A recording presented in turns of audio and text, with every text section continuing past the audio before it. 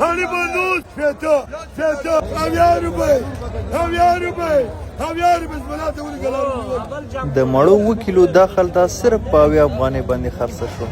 پرون چې ملا برادر اعلان وکړ چې د پاکستان سره نور سوداګریز اړیکې ختمي، نو سم د لاسه تورخم کې ټول موټرو خپل رخ بدر ک او ډایرکټ په جلال آباد طرف باندې روان شول. نو جلال آباد میوې منډي کې ډیر زیات کانتینر راغلي دي، ډیره زیاته میوه راغلي ده چې د همدې له امله میوه ډیر ارزانه ده. نو میوه ټول واخلئ، هم یې خپله وخورئ او هم یې په خپل بچو باندې وخورئ. او که د چا اقتصاد لږ ښه وي نو هغه دې لږه زیاته میوه واخلي او په چم او ګاونډ کې چې غریبان وي په هغو باندې دې وویشي.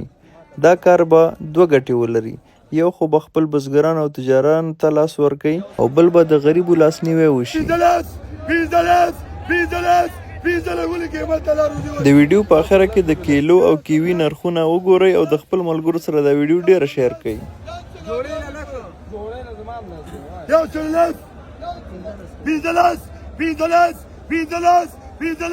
$15 اغلم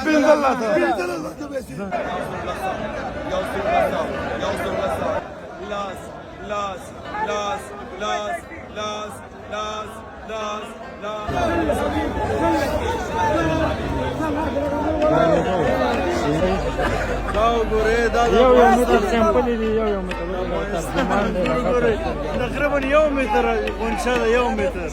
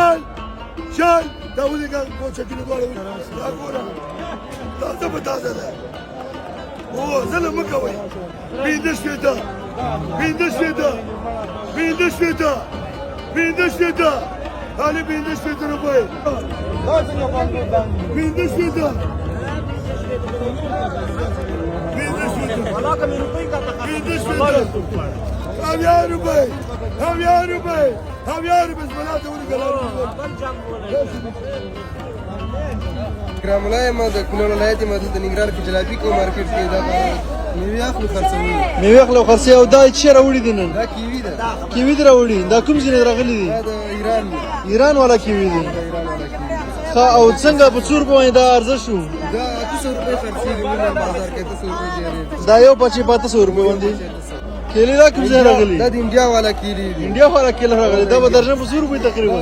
دا تقریبا درجه 150 روپے تمامېږي او 2000 درجه لري. 900 روپے کارتن ده. ها 900 روپے کارتن ده.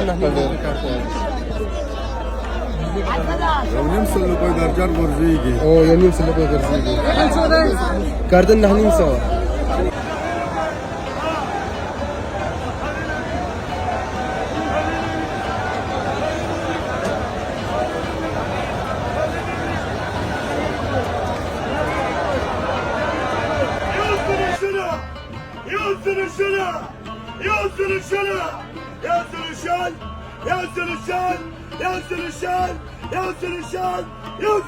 والا پیسې لار ته ولې ورکی ورکه پیسې والا شد پیسې والا دا درې ځله ماما شو ورکه سوال